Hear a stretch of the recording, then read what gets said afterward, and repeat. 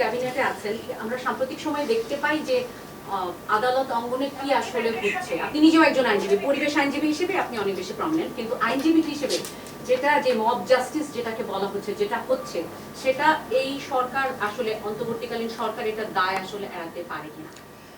দায় এড়াতে পারে কিনা সেটা একটা প্রশ্ন, কিন্তু অন্তর্বর্তীকালীন সরকার এটা কখনো এন্ডোর্স করে নাই, বা অন্তর্বর্তীকালীন সরকারের কোনো ছাত্র সংগঠন নাই যারা গিয়ে এই ঘটনাগুলো ঘটিয়েছে, যেটা অতীতে আমরা দেখেছি।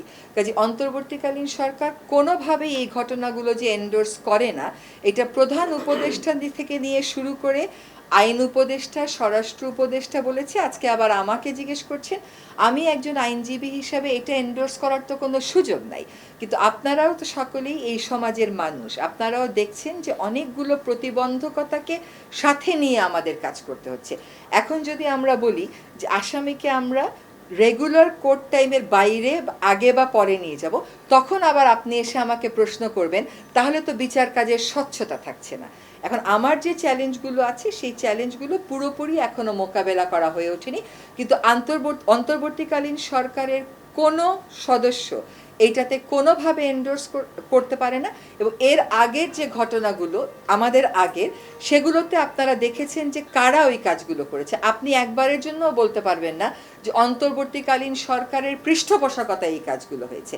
হ্যাঁ, আমাদের সীমাবদ্ধতা আছে। আপনারা জানেন যে 5 তারিখে যে সরকার ফল করলো, তারপরে অনেক দিন কিন্তু পুলিশ প্রশাসন মাঠেই ছিল না। তারপরে তাদেরকে মাঠে ফিরিয়ে আনা, তাদেরকে আবার আগের মতন কাজে ফিরিয়ে নেওয়া, এই চ্যালেঞ্জগুলো আমাদের এখনও রয়ে গেছে। এখন আমাদের আজকেও আবার আমাদের একটা মিটিং করতে হবে যে এগুলোকে আমরা কিভাবে অ্যারেস্ট করব। মানে এটা তো কোনোভাবেই কোনো সভ্য দেশে আমরা মানতে পারি না। মামলার ধরন নিয়েও প্রশ্ন উঠছে, আবার একই ধরনের মামলা আইন উপদেষ্টা এরই মধ্যে বলেছেন সাকিবের মামলা, এবং আমরা সর্বশেষ 52 জন সাংবাদিক, আমি যদি ভুল না করি, বৃহস্পতিবারে দেখলাম, এবং একই মামলার প্যাটার্ন এক, সবই হত্যা মামলা, এগুলো নিয়েও প্রশ্ন হচ্ছে। এখন হচ্ছে কি, আমাদের সরকারটা না নিয়ন্ত্রণমুখী সরকার এখনো না। কোনো কোনো ক্ষেত্রে আমাদেরকে নিয়ন্ত্রণ আনতে হবে, কিন্তু নিয়ন্ত্রণমুখী সরকার তো আমরা না। হ্যাঁ, আমরা বরং স্পেসটা আরও কীভাবে বাড়ানো যায় সেটার চেষ্টা করছি। এখন আমাদেরকে বিব্রত করার জন্য অনেক কিছু হবে। যখন একজন ব্যক্তি মামলা করে, তখন সেই ব্যক্তিকে তো আর আমরা আটকাতে পারবো না। সে কার বিরুদ্ধে মামলা করবে এটা সম্পূর্ণ তার এখতিয়ার, কিন্তু কোনোভাবেই যেন নির্দোষ কেউ কোনো হয়রানির মুখোমুখি না হয়, সেটা অন্তর্বর্তীকালীন সরকার অবশ্যই নিশ্চিত করার চেষ্টা করবে। আপনি যে বলছেন 52 জন সাংবাদিক, এদের মধ্যে অনেকে কিন্তু আমাদের সাথে যোগাযোগ করেছে, এবং আমরাও, ধরেন আমাকে যোগাযোগ করছে, আমার সাথে যদিও এই মামলা সরাসরি কোনো সম্পর্ক নেই, আমি তখন এটা আবার স্বরাষ্ট্রকে জানিয়ে দিচ্ছি যে দেখেন এই ঘটনাটা ঘটছে।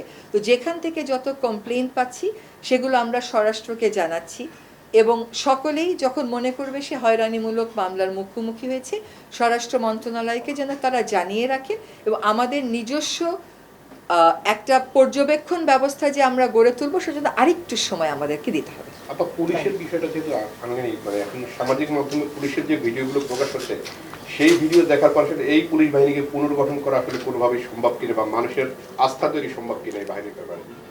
আপনি লিডিং প্রশ্ন করলে আমি আনসারটা দিতে পারবো না, কিন্তু আপনি এটাও দেখেছেন যে জাতিসংঘের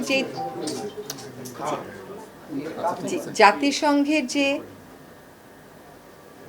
ফ্যাক্ট ফাইন্ডিং মিশন আসবে, সেই ফ্যাক্ট ফাইন্ডিং মিশনে যদি আপনি কার্যপরিধি দেখেন, সেখানে উল্লেখ করা আছে যে এই ঘটনা যাতে আর কখনো না ঘটে, সেজন্য সিকিউরিটি রিফর্মস কী নিতে হবে সেগুলোর ব্যাপারেও তারা আমাদেরকে বলবেন। আপনি এটাও শুনেছেন যে একটা পুলিশ কমিশনের কথা বলা হয়েছে। তো এইগুলোর উদ্দেশ্যই হচ্ছে যে যা ঘটে গেছে সেটা তো আর আমি আন্ডু করতে পারবো না, কিন্তু এই ঘটনা যাতে আর কোনোদিন না ঘটে। আমরা ছোটবেলা যেটা পড়তাম, পুলিশ জনগণের বন্ধু, এবং দুষ্ট লোকেরা পুলিশকে দেখলে ভয় পায়, কিন্তু আমরা সবাই, আপনি সহ, এমন একটা সমাজে বাস করেছি যে ভালো লোকেরাই পুলিশকে দেখলে ভয় পায়, আর পুলিশ যে জনগণের বন্ধু এটা প্রমাণ করা এখনো সম্ভব হয়নি। আমরা সবসময় বলেছি যে পুলিশ হয় এই দলকে দিয়ে ব্যবহৃত হয়েছে, নতুবা ওই দলকে দিয়ে ব্যবহৃত হয়েছে। বাংলাদেশ পুলিশ আর তাদের হয়ে ওঠা হয়নি।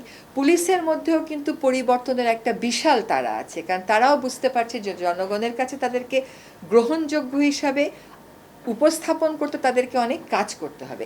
আপনি 1861 সালের ব্রিটিশ আমলের পুলিশ আইন দিয়ে স্বাধীন বাংলাদেশে পুলিশ চালাচ্ছেন। ব্রিটিশরা কি বাংলাদেশে এসেছিল বাংলাদেশের জনমুখী একটা পুলিশ দিতে? তা তো তারা আসে নাই। ফলে এই সবগুলি আলোচনা হয়েছে। পুলিশ কমিশন যখন হবে, যখন জাতিসংঘের আমরা রিফর্মটা প্রস্তাবগুলো পাবো, তখন সকলকে নিয়ে আলোচনা করে আপনারাও তা পার্ট হবেন। আপনাদেরও তো পুলিশের কাছে প্রত্যাশা আছে, আপনারাও পুলিশি হয়রানির শিকার হয়েছে, কিন্তু আপনারা চান যে পুলিশের কাছে যেতে। আপনাকে আমাকে কিন্তু পুলিশের কাছে যেতে হয়। একটা কাগজ হারিয়ে গেলে বাসায় গিয়ে জিডি করতে হয়, মামলা মোকদ্দমার কথা বাদই দিলাম।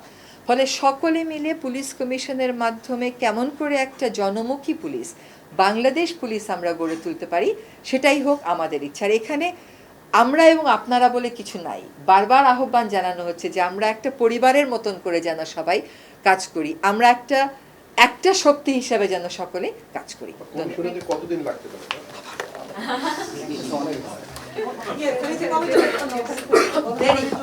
গণশুনানিটা 16 থেকে 20-এর মধ্যে করবার একটা, কারণ মানুষও তো এখন প্রস্তুত না, বুঝছেন না? আমি যাবো, আমি তো সারা জীবন এসবই